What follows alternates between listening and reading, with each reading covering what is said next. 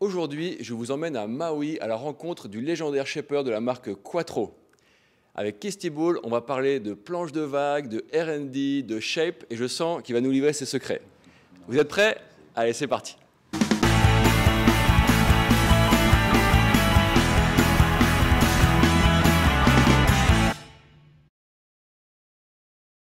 Salut les copains et bienvenue sur la Water Sport Zone. Aujourd'hui, on change un petit peu de format et j'avais envie de dire que j'avais un invité exceptionnel, mais en fait, c'est pas du tout ça. J'ai plutôt un hôte légendaire puisqu'on est ici à Maui chez Quattro. Donc salut Kiss, merci de nous recevoir. Et du coup, on va parler de planches de vagues, de windsurf, de shape. Et d'abord, pour commencer, je voulais te demander, pour aussi redresser un peu le contexte, depuis combien de temps est-ce que tu shapes? Est-ce que tu sais combien de planches tu as déjà conçues? Je crois que ça fait presque 30 ans que je fais du shape. J'ai jamais trop pensé de ça, mais ça doit être environ 20 000 planches. Un truc comme ça, ouais. Énorme. Ouais, c'est énorme. Et en fait, c'est énorme parce que je fais beaucoup de planches différentes. Du windsurf, surf, foil, kite, SUP, tout. Et oui, ça fait du nombre du coup. Ouais, c'est beaucoup. Et du coup, c'est sur les planches de windsurf, on parle beaucoup, surtout depuis quelques années, des trifines, des quads. Ouais. Et est-ce que les planches se résument vraiment à ça, tu vois? C'est plutôt la forme de la planche qui compte. Ouais, le numéro d'aileron, c'est important, mais c'est aussi un feeling que chaque personne a, s'il aime plus ou elle aime plus le thruster ou le quad. Les deux marchent hyper bien. Et il y a des conditions que moi je trouve marchent mieux en quad et d'autres en thruster. Moi je trouve qu'en termes de partir au planning, le thruster c'est un peu plus vite au low end, mais au mid et high end, quad c'est plus rapide. Ça dépend du scoop et tout ça aussi, mais en général ça marche comme ça. Et moi je trouve que le quad c'est plus spontaneous. Et thruster, tu as une ligne que ça fait et ça te laisse à prendre ce line sur les vagues. Quad, tu peux changer de ligne plus facilement.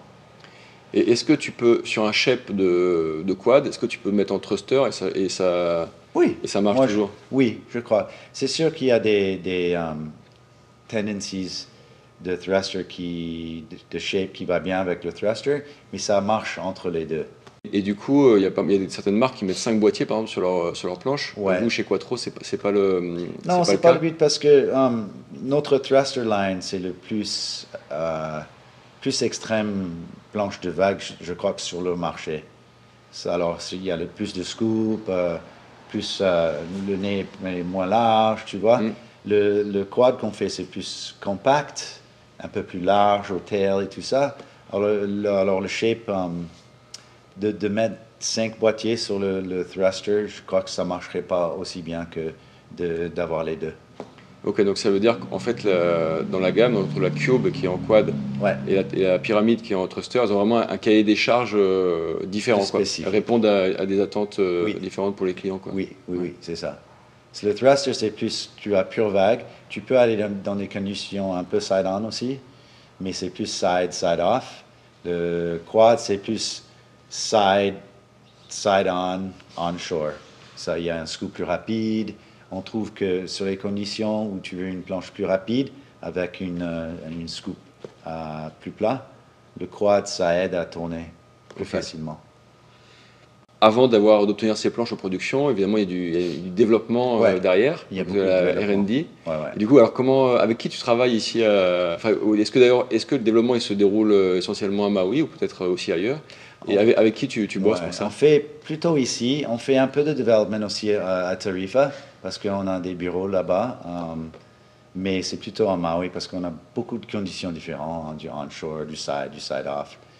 C'est plutôt ici.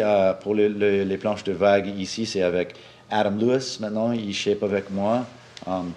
Levi Siver, Casey Hauser, Kai Lenny pour les planches ici. Pour Quattro, avec Goya, je bosse avec Francisco et Brasilio, plutôt, et le team Goya. Ok. Et en fait, là, je parle vraiment de la fabrication des planches. Ouais. Qu'est-ce qui est fait vraiment ici? ne serait-ce que les protos par exemple, qu'est-ce qui est fait en Asie? Parce qu'après la production réelle des planches de série, c'est en Asie, c'est Oui, ça, hein? oui. Comment se passe la transition entre les protos et En fait, la production? si on parle de pyramide là, et on est en train de refaire la pyramide pour dans un an et demi. Là, on commence avec un 82, on fait une planche de test, et là, on part de ça. Et si ça marche bien, on envoie 7 planches en Asie, à Thaïlande, pour faire une moule. Et à partir de cette planche, on va plus bas et plus haut. Normalement, je commence au milieu de la gamme pour qu'on puisse partir plus bas et plus haut avec les tailles et les volumes. Mais c'est du R&D. Si la première marche pas, on fait un autre, jusqu'à que c'est bien. Et après, on va plus bas et plus haut. Ok, donc ça veut dire que dans le développement, vous testez aussi des planches qui ont été déjà faites en Asie. C'est pas que des planches qui sont fabriquées ici. Bon, on teste contre la dernière année de planche. Ok, So, il y a une pyramide de l'année dernière. Alors, on teste contre cette planche, on teste contre les Goya, on teste contre d'autres planches aussi pour voir un peu la vitesse, comment ça tourne, si ça un peu check tous les boîtes pour que c'est rapide, ça tourne, ou les paramètres qu'on veut. ok. Ça me fait penser, quand tu dis test avec les autres planches et tout, je me souviens, il y a 10-15 ans, les planches Quattro étaient réputées pour être excellentes. Enfin, c'était des planches moi tous les pros voulaient, et notamment pour venir ici à Maui. Oui. Et puis en Europe, c'était un peu plus compliqué pour les clients. Et là, il y a une bascule quand même. Aujourd'hui, elle marche partout. Là, c'était quoi la clé pour passer ce gap? Ah, c'est juste de bosser beaucoup avec des planches de onshore avec Brasilio, de comprendre un peu plus le marché et le fait que Lalo, mon partner, il a bougé en Espagne il y a 12 ans et il était en Europe et il a compris un peu ce que le marché voulait et il me poussait, tu vois, à faire des planches plus rapides qui tournaient encore. Mais de toute façon, on veut tous aller plus vite et tourner plus. Hmm. Et c'est ça le but. Et je crois que quand je commençais, on avait des bananes. Bien sûr, ça tournait bien sur les vagues, mais après, tu étais scotché. So, j'ai beaucoup travaillé pour la vitesse, pour tenir la vitesse, mais de ne pas perdre ce feeling dans les vagues qu'on cherche les courbes bien serrées, ou plus verticales, ou facile à changer de direction, ou comme ça. Est-ce que c'était des formes de planches? Est-ce que la construction aussi rentre en compte pour ça? Ouais, c'est les formes de planches, la construction. On bosse toujours sur la construction. Ici, on fait des tests, des matériaux. C'est important dans le sous-vide que ça tient le scoop. C'est toujours on cherche toujours à améliorer. Mais la forme, c'est important aussi. Je crois que c'est ça le plus important. Parce qu'on a une construction qui est bien déjà. Ça, c'est juste améliorer ça. Mais la forme, c'est très, très, très important. Les white points, tu vois, tout ça où ça touche sur le carène. Et avec les programmes de shape, on peut vraiment travailler sur ça. Ouais, c'est ce que j'allais dire. En fait, Ouais. depuis la CAD, donc toi, tu fais tu dessines les planches Ouais. sur l'ordinateur. Depuis longtemps, ouais. Et ça a permis d'aller beaucoup plus en profondeur sur Ouais. toutes les formes. Et je crois que ça a aussi révolutionné la façon dont on regardait les rocker lines. Ouais, rocker line, tout. Les outlines, rocker line, rail profile, tout. Parce C'est hyper qu'auparavant, important. le rocker line, c'était surtout la ligne du milieu, non? Ouais, Et avec les templates, tout ça. ouais. Alors que maintenant, tu peux regarder à tous les points de la largeur, tu peux faire des lignes En différentes. live, plus ou Ouais. moins. C'est vraiment, vraiment bien. Ouais, ouais. Et entre surf, big wave surf, kite, tous les planches que je fais, les foils, tout amène quelque chose sur les planches de windsurf. Et après, les planches de windsurf amènent quelque chose à les autres. Et je suis en train, en ce moment, de vraiment travailler sur des scoops et des outlines qui sont plus rapides et qui tournent autant. Et de trouver le compromis qui va bien pour le pyramide ou pour le cube. tu vois, avec de bien comprendre le programme pour chaque planche Ouais. et d'essayer de vraiment trouver le bon compromis. Parce que du coup, quand tu parles de programme et tout, c'est-à-dire la définition du cahier des charges, en fait. Donc c'est aussi des fois une anticipation du marché. Ouais. Parce que le développement, il se réalise combien de temps avant le fait que la planche sorte Un an, plus ou Ouais, moins. quasiment Ouais. un an, quoi. Beaucoup. Donc des fois, quand ça Plusieurs. évolue vite, Ouais. c'est un challenge. Ouais, mais tu sais quoi, là, ça évolue pas trop vite. C'est Non. sûr que ça évolue, mais pas comme avant. Ouais, en windsurf, Ouais, ça ça évolue, évolue moins mais vite. c'est moins vite qu'en surf Ouais. et tout ça. Et plutôt des petits trucs qui changent, pas des gros changements. Hmm. D'ailleurs, sur l'évolution, bon, depuis quelques années, c'est vrai que ça évolue moins vite, mais quand même une tendance avec des volumes qui augmentent Ouais. Et des longueurs qui diminuent. Ouais. Et est-ce que tu penses que ça va durer ou est-ce que tu penses que c'est peut-être que on va revenir en arrière parce que Non, tout est un peu cyclique des fois. les volumes, ça va durer. Parce que moi, je trouve que c'est important d'avoir du bon volume. Et je travaille sur. J'essaie d'avoir le plus de volume que tu peux, mais d'avoir. Que ça tourne encore, que tu n'es pas trop au-dessus de l'eau et que ça tient la vitesse quand tu fais le bottom et tout ça. Les longueurs, moi, je trouve que ça ne va pas réduire. C'est sûr qu'il y a une gamme qui va être courte parce que c'est fun et il y a des bons feelings dans des planches comme ça.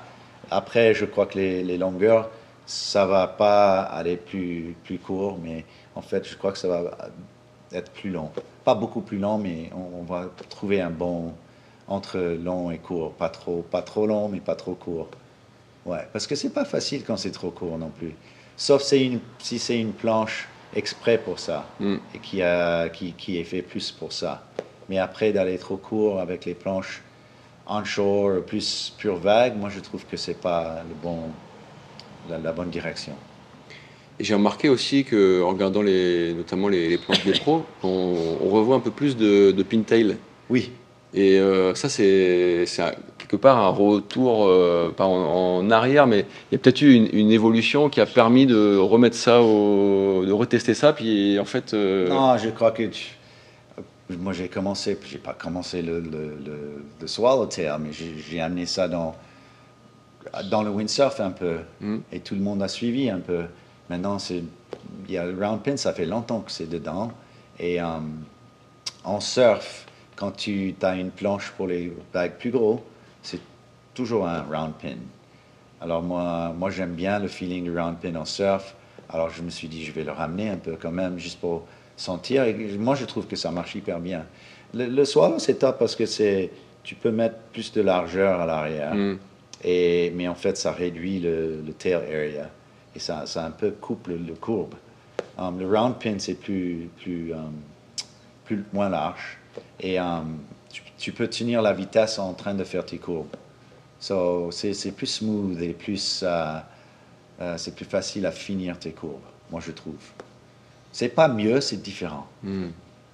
Et c'est pas que les shapes maintenant convient plus à un round pin qu'avant. C'est juste parce que moi je veux une autre sensation, c'est tout. Ouais, il y a une autre question que je me pose. Toi, t'es un shaper depuis longtemps, tu as fait beaucoup de custom. Ouais. Il y a, en tout cas en France, beaucoup de gens qui se posent des questions sur les planches de série, les custom, et ça. J'ai l'impression qu'il y a un petit retour d'intérêt vers le custom. Ouais. Est-ce que tu le sens ici aussi à Maui, ou alors ça a peut-être été toujours Bon, le on est cas? toujours assez busy Ouais. avec le custom parce que on prend des commandes partout dans le monde. Alors, et avec le team et tout ça, on est busy ici avec le custom. Un retour ici, je sens pas que on va plus sur les custom. C'est steady pour nous. Mais les planches de série, on essaie que les planches de série soient beaucoup plus proches à les planches de custom qu'on fait. Alors ça, à l'avenir, ça va être plus dans cette direction, d'avoir plus le feeling qu'on a dans le custom. Et alors du coup, c'est sur quoi? C'est sur la construction Sur la construction, les shapes, mais construction. Déjà, les planches qu'on fait ici de série, c'est le plus proche qu'on peut faire, qu'on fait ici. Mais on va les faire dans un autre niveau plus près. à l'avenir. Et ça veut dire ça va être peut-être plus cher ou... Ça va être plus cher. Ouais. C'est pas possible de faire les planches plus près d'ici et que ça soit pas aussi cher. Ouais. C'est ça le truc aussi, il faut trouver un compromis. Et ouais, c'est sûr que ça va pas être aussi cher qu'un planche de custom, mais ça va être plus cher qu'un planche de série en ce moment. Et comment moi je trouve que ça vaut le coup, et si on vend moins, ça va. C'est pas qu'on essaie de vendre plus. On veut vendre un produit qui est bien fait et le plus proche d'ici qu'on peut. Bah, merci beaucoup, Keith, pour tous ces éléments de l'intérieur. C'est une chance de pouvoir parler avec toi. Et puis moi, je suis hyper content de le partager avec vous tous. Bah, voilà, si la vidéo vous a plu, n'hésitez pas à vous abonner. On peut aussi poursuivre la discussion dans les commentaires. C'est toujours sympa d'échanger ces expériences. Et puis maintenant, je vous donne rendez-vous samedi prochain pour une nouvelle vidéo. Bye bye.